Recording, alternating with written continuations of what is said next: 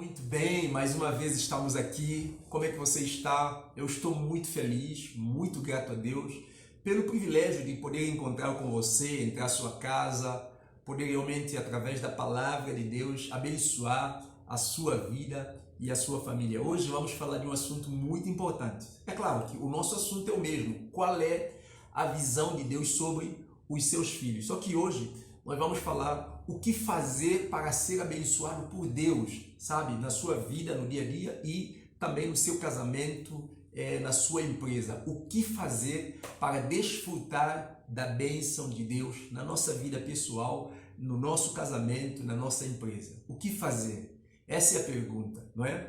Bem, você precisa sempre lembrar de uma coisa. Fazer, ele está sujeito ao saber. Então, você precisa saber para depois fazer. Por isso, nós falamos aqui numa aula passada, numa reflexão passada, sobre aquilo que eu preciso saber em relação a Deus.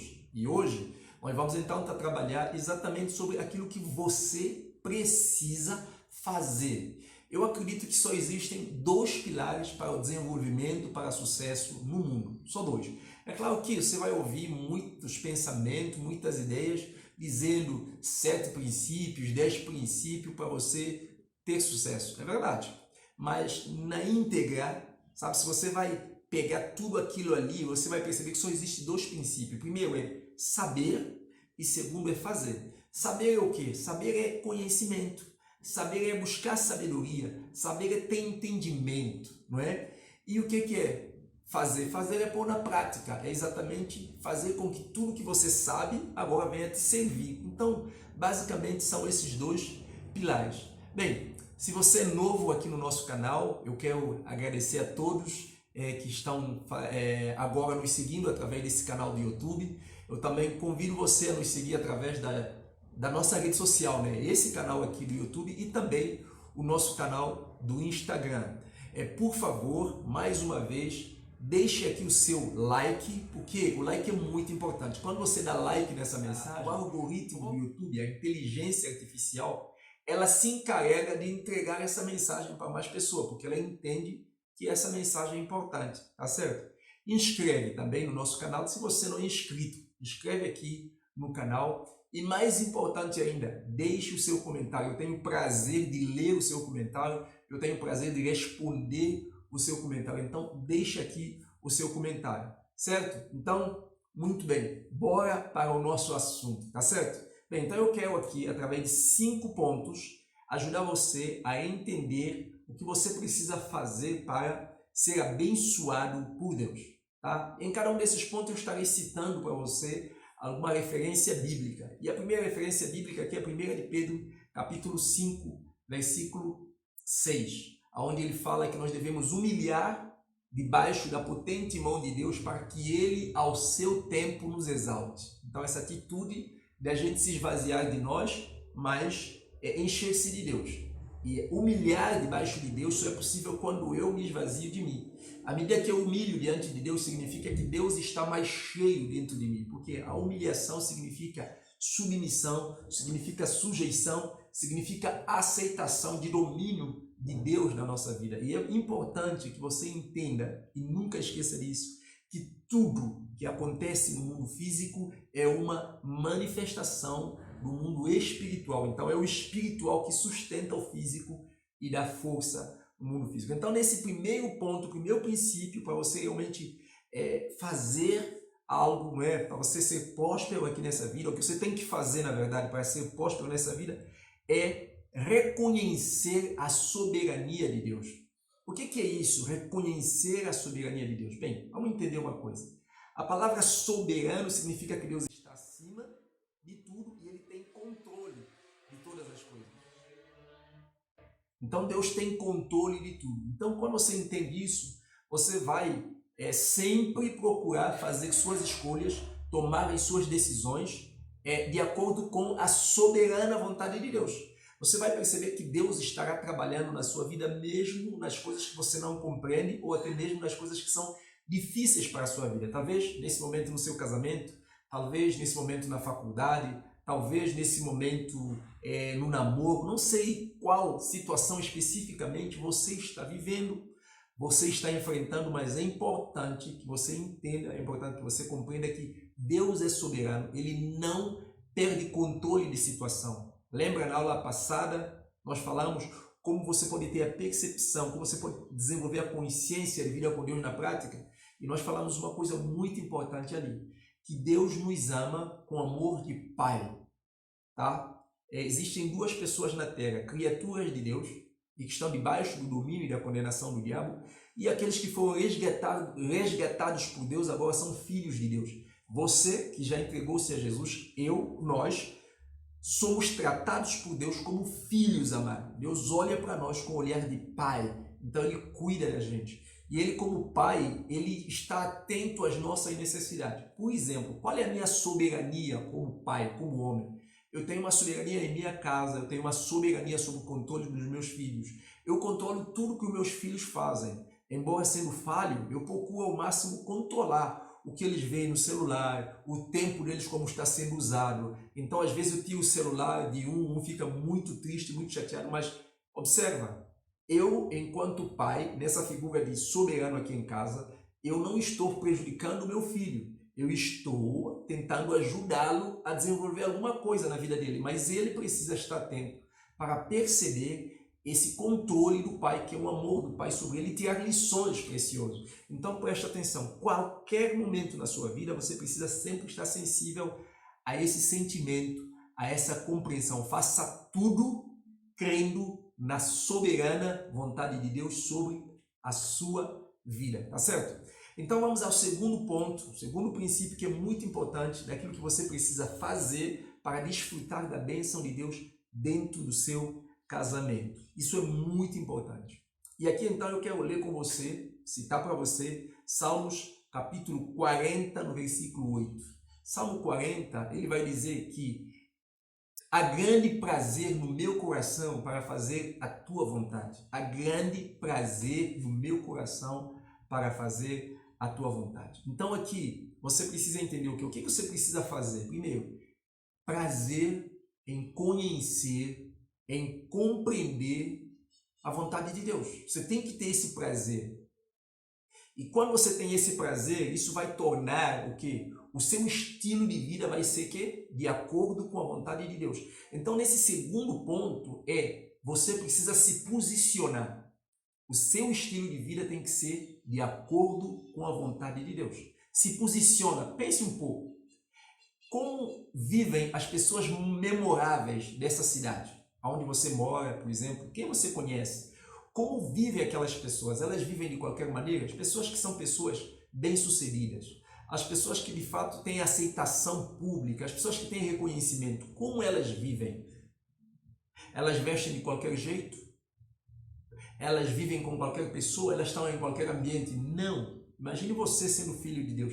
Então uma das coisas que faz a gente não fazer a vontade de Deus é exatamente não ter essa sensibilidade, não entender que nós temos uma posição muito elevada aqui na Terra. Então nós precisamos nos posicionar como filhos de Deus. Então nós temos que fazer o quê? Nós temos que desenvolver um estilo de vida de acordo com a vontade de Deus.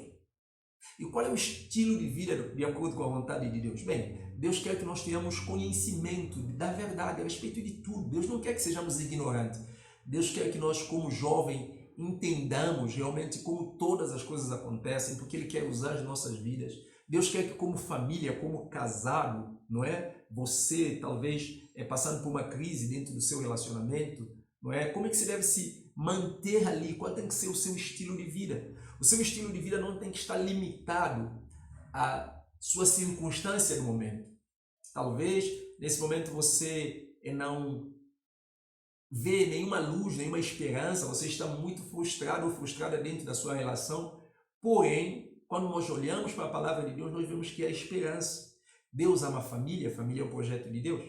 Deus diz que você tem poder porque Ele te deu poder. Hoje você pode orar. Ele diz que em você habita o Espírito Santo. Quem é o Espírito Santo? O Espírito Santo é gozo. O Espírito Santo é amor. Leia Gálatas, capítulo 5, versículo 22. Ele vai dizer, o fruto do Espírito é amor, gozo, longanimidade. Longanimidade é aquela capacidade, aquela resiliência, sabe? De você suportar um problema, mas sem ser influenciado por aquele problema. E é disso que você tem que se posicionar. Se posiciona como filho de Deus. Tenha um estilo de vida de acordo com o Filho de Deus em qualquer situação que você está vivendo. Sempre entenda que você não precisa se moldar aquilo que é negativo, aquilo que é mal. Porque infelizmente,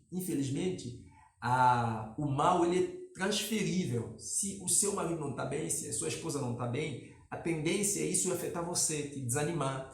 Se você é um filho, você é um jovem, por exemplo, percebe que alguma coisa não está bem na sua caminhada com Deus ou na sua vida secular, o que vai acontecer? Essas coisas tendem a afetar a sua vida, a te diminuir. Não, posiciona como filho de Deus. Sempre olha para cima, se posiciona, lembra disso. Desenvolva um estilo de vida de acordo com a vontade de Deus. O que é isso? Então, renovação da sua mente, desfrutar de uma vida abundante, ter uma vida plena. Por quê? Porque a vontade de Deus é isso aqui. Que você tenha paz, que você seja próspero, que você seja abundante em tudo. Mas entenda que isso é uma questão de fé. E esse fé ele tem que influenciar na sua vida prática, tá certo? Então, o segundo ponto é posicionar, é desenvolver uma vida, um estilo de vida de acordo com a vontade de Deus. Vamos então ao terceiro ponto, ao terceiro princípio, para você entender como você de fato pode, o que você pode fazer para desfrutar então da bênção de Deus na sua vida e no seu casamento.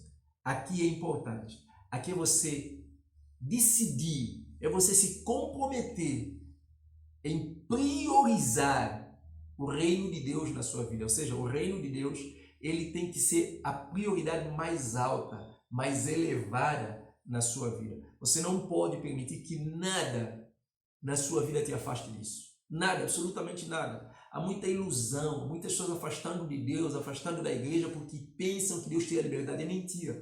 O que te tira a liberdade, o que te gera frustração é não entender essa verdade. Então você precisa priorizar o reino de Deus na prática, no seu dia a dia. Tudo que você fizer, tudo que você fizer, você tem que lembrar que deve ser feito para a glória do nome de Deus. E tem vários textos na Bíblia que nos dá embasamento para isso. Por exemplo, 1 Coríntios capítulo 10, versículo 31, ele vai dizer: quer você coma, ou quer você beba, ou quer você faça qualquer outra coisa, você deve fazer tudo para a glória de Deus. Em Mateus, um texto clássico, muito conhecido por todos nós, Jesus vai dizer para nós o quê?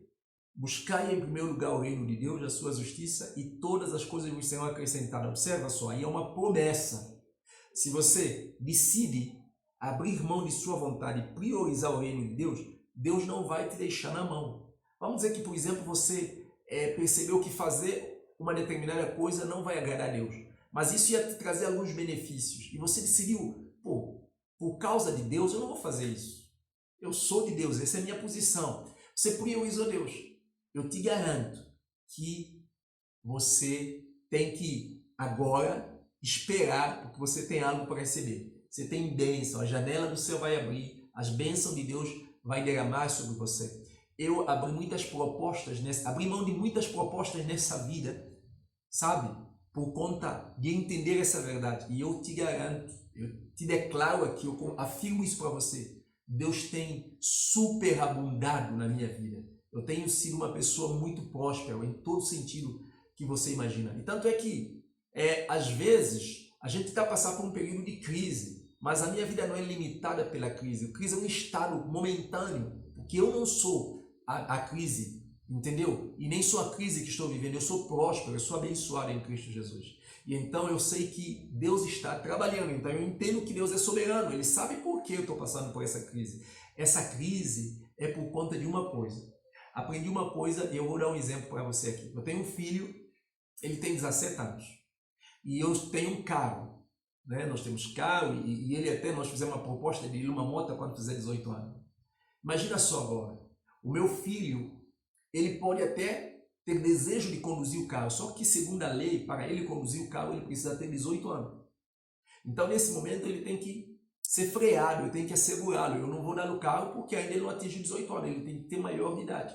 Às vezes as crises é porque Deus quer nos frear, Deus quer nos preparar para receber uma bênção que Ele já tem para nós, mas nós ainda não estamos maduros, nós ainda não estamos prontos para receber essa bênção. E quando que eu começo a perceber que eu estou amadurecendo? Exatamente quando Deus começa a ser a prioridade máxima, absoluta na minha vida, certo? Então vamos para o quarto ponto. Quarto ponto, ele é muito importante. Quarto ponto é você manter-se disponível para Deus te usar. Aí, em Atos capítulo 22, versículo 10, ele vai contar a história de Paulo. Quando Paulo ele estava perseguindo a igreja, e ele tinha uma visão, ele cai bruscamente, e aí ele pergunta para Deus, quem és tu? E então a palavra diz para ele assim, eu sou Jesus de Nazaré, a quem você está perseguindo? E ele disse, o que é que eu faço, Senhor? Aí Deus fala para ele assim, vai lá para Jerusalém e lá vão te mostrar o que você tem que fazer. Então, ele agora se prontificou, em vez de ser um perseguidor, ele passou agora a ser um que passou a ser agora a sofrer a perseguição por causa do reino dos céus. Mas o que mudou a vida de Paulo é entender que há necessidade de dispor-se para ser usado por Deus. E aí então nós vamos para o último tópico, o quinto, que é exatamente você precisa se esforçar-se para conhecer a Deus de forma profunda. Para quê? Para você compreender a vontade de Deus e também os caminhos de Deus no dia a dia. Saber como você vai caminhar. Jesus disse, eu sou o caminho, a verdade e a vida. Então, esse último tópico é exatamente você esforçar-se para conhecer a Deus de forma profunda. Uma vez que você se dispôs para servir a Deus, então você precisa conhecê-lo. Lembra? Fazer só é possível através do saber. Eu preciso saber, e saber é reconhecer. E quando eu sei, eu consigo aplicar. E esse passo é buscar excelência.